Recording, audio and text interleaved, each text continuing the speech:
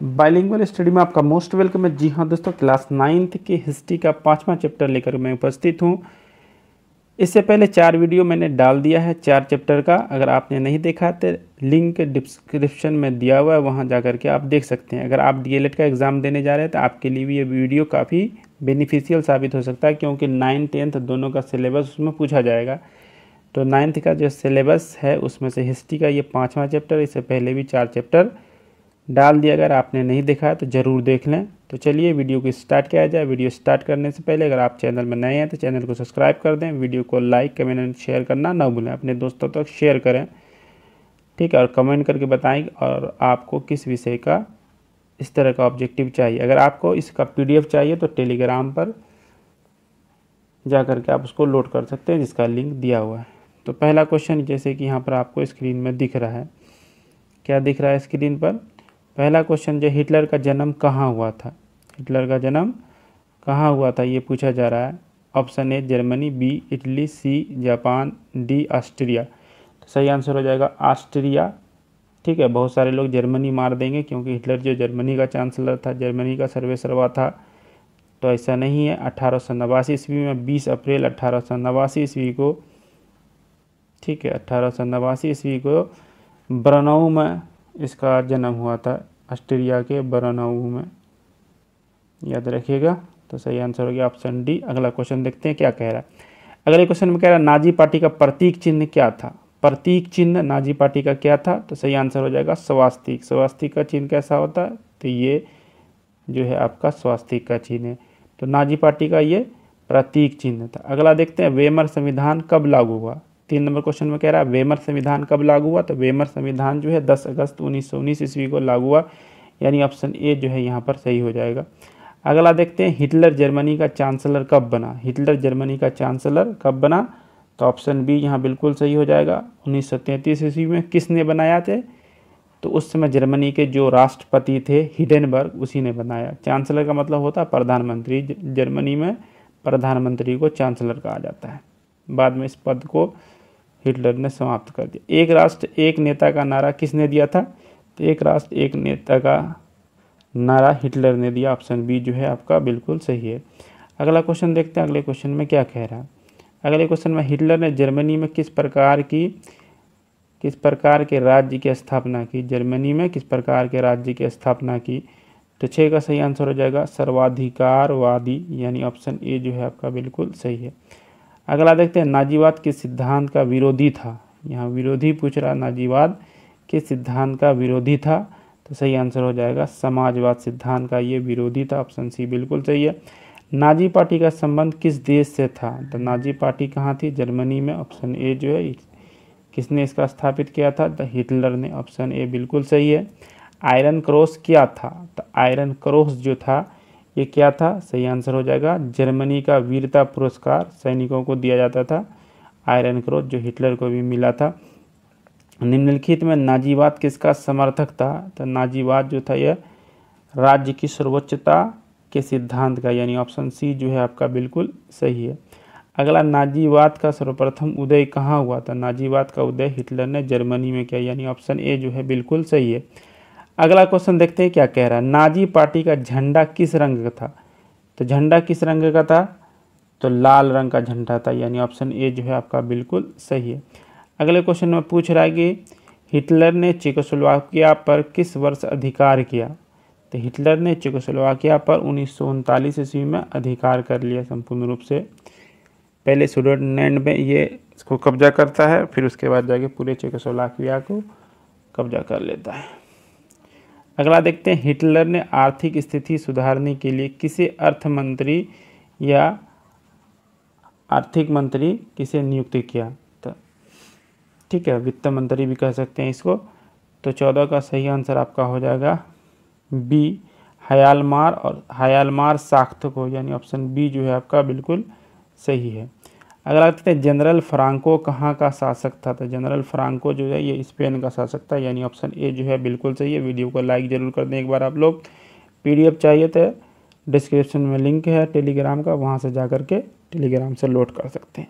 कॉमिंटर्न विरोधी समझौता में कौन कौन देश सम्मिलित थे। तो कॉमिंटर्न जो विरोधी था इसमें कौन कौन देश शामिल थे? जर्मनी, जापान तथा इटली, यानी ऑप्शन जो है बी बिल्कुल आपका सही है। मीन कैम्प किसकी रचना है? या मैन कैम्प या मीन कैम्प किसकी रचना है? तो सही आंसर हो जाएगा मीन कैम्प जो है ये आपका हिटलर की रचना, यानी ऑप्शन बी जो है आपका बिल्कुल सही है। अगला क्वेश्चन देखते हैं, अगले क्वेश्चन में क्या कह रहा है। एक क्वेश्चन और, हिटलर ने मीन कैम्प का पहला पार्ट कहाँ लिखा था? आप लोग कमेंट करके जरूर बताएं। अगला क्वेश्चन देखते हैं, जर्मनी का प्रमुख औद्योगिक क्षेत्र था। तो प्रमुख औद्योगिक क्षेत्र जर्मनी का क्या था? ये था आपका रूर क्षेत्र, यानी ऑप्शन जो है बी बिल्कुल सही है। अगला क्वेश्चन देखते हैं, जर्मनी की मुद्रा का नाम क्या था? तो जर्मनी की मुद्रा का नाम क्या है? जैसे भारत की मुद्रा का नाम क्या है? रुपया, अमेरिका का डॉलर, तो उसी तरह जर्मनी की मुद्रा का नाम क्या था? तो मार्क था, यानी ऑप्शन सी जो है आपका बिल्कुल सही है। अगला क्वेश्चन सकते हैं, चतुर्थ वर्षीय योजना कब लागू की गई थी? चतुर्थ वर्षीय योजना कब लागू की गई? तो सही आंसर हो जाएगा 1936 ईस्वी में, ऑप्शन ए बिल्कुल सही है। अगला देखते हैं, अभिसिनियाई युद्ध के बाद कौन से दो राष्ट्र एक दूसरे के काफ़ी करीब आ गए थे?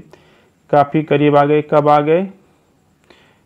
ठीक है, कौन कौन राष्ट्र काफ़ी करीब आ गए? तो जर्मनी और इटली आ गए अभिसिनियाई युद्ध के बाद। किसके विरुद्ध? इंग्लैंड के विरुद्ध। जर्मनी में नवंबर क्रिमिनल्स किन्हें कहा गया? नवंबर क्रिमिनल्स किन्हें कहा गया जर्मनी में? तो 22 का सही आंसर हो जाएगा एक, गणतंत्र के समर्थकों को, यानी ऑप्शन ए जो है यहाँ बिल्कुल सही है। जर्मन संसद का नाम क्या था? तो जर्मन संसद का नाम क्या था?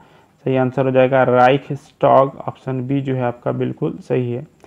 अगला क्वेश्चन देखते हैं क्या कह रहा है, आयरन क्रॉस से किन महिलाओं को सम्मानित किया जाता था या सम्मानित किया गया था? कहाँ? जर्मनी में। तो अधिक संतान पैदा करने वाली महिलाओं को, ऑप्शन सी जो है आपका बिल्कुल सही है।